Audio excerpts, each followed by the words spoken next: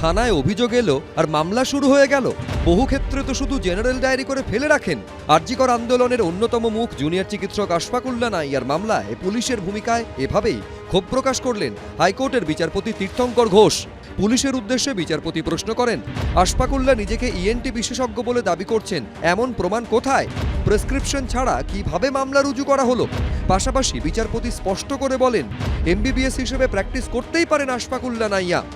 যে কোনোভাবে আন্দোলনকারী এবং যারা আন্দোলন আছে তাদেরকে কোনোভাবে কেউ সাপ্রেস করাটা কোনো অ্যাঙ্গেলে আমার মনে হয় ঠিক হবে না। আরজিকর আন্দোলনের অন্যতম প্রধান মুখ জুনিয়র চিকিৎসক আশফাকুল্লা নাইয়া।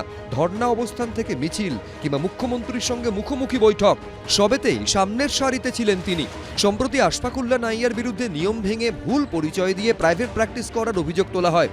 সিঙ্গুরের একটি হেলথ সেন্টারের এই পোস্টারে ইএনটি বিভাগের পোস্ট গ্র্যাজুয়েট ট্রেনি আশফাকুল্লা নাইয়াকে ইএনটি বিশেষজ্ঞ হিসেবে উল্লেখ করা হয়েছিল। সেই ছবি সামনে আসতেই রাজ্য মেডিকেল কাউন্সিলের কাছে আশফাকুল্লা নাইয়ার বিরুদ্ধে অভিযোগ জানায় West Bengal junior doctors association. তারপরই তড়িঘড়ি 7 দিনের মধ্যে ব্যাখ্যা চেয়ে চিঠি পাঠায় রাজ্য মেডিকেল কাউন্সিল। এরপর আচমকায় তার কাকদ্বীপের বাড়িতে পৌঁছে যায় পুলিশ। তাকে না পাওয়ায় পরের দিনই জুনিয়র চিকিৎসক আশফাকুল্লাকে ডেকে পাঠায় সল্টলেকের ইলেকট্রনিক্স কমপ্লেক্স থানা। অভিযোগ ওঠে, আরজিকর কাণ্ডে পথে নামাতেই প্রতিহিংসা পরায়ণ হয়ে উঠেছে রাজ্য সরকার। এরই মধ্যে পুলিশি তলব এড়াতে হাইকোর্টে মামলা দায়ের করেন আশফাকুল্লা নাইয়া। সেই মামলাতে মঙ্গলবার বিচারপতি তীর্থঙ্কর ঘোষ বলেন, কোন রোগী কি আশফাকুল্লা নাইয়ার বিরুদ্ধে অভিযোগ জানিয়েছেন? এটা একটা অস্পষ্ট এফআইআর। যিনি অভিযোগ দায়ের করেছেন তিনি রোগী নন। থানায় গেলেন আর মামলা শুরু করে দিলেন। পুলিশের উদ্দেশ্যে কার্যত ক্ষোভ প্রকাশ করে বিচারপতি বলেন, বহু ক্ষেত্রে তো জেনারেল ডায়েরি করে ফেলে রাখেন। এইটা হচ্ছে রাজ্য সরকারের প্রবল একটা প্রতিহিংসার আজকে এখানে একটা বিষয়।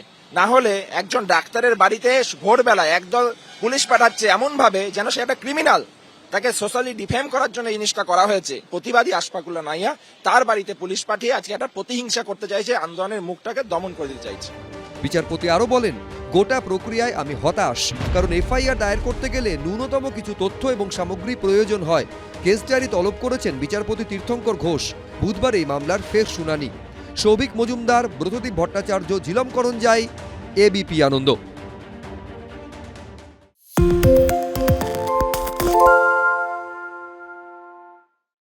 সত্য অন্তহীন, সত্যের খোঁজও তাই, সত্য সন্ধানে তাই আমরা অক্লান্ত, অকুতভয়। এবিপি আনন্দ নতুন ভাবনার প্রতীক, যা মনে মুক্ত, তথ্যে যুক্ত এবং যাবতীয় সীমানার বাঁধন থেকে মুক্ত।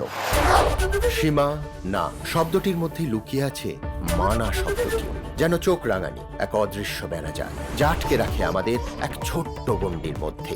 একমাত্র সঠিক খবরই গড়ে তুলবে এক মুক্ত সমাজ। সেই জগৎ গড়ার লক্ষ্যে কোনো সীমানার ঠুকুটি আমরা মানব না।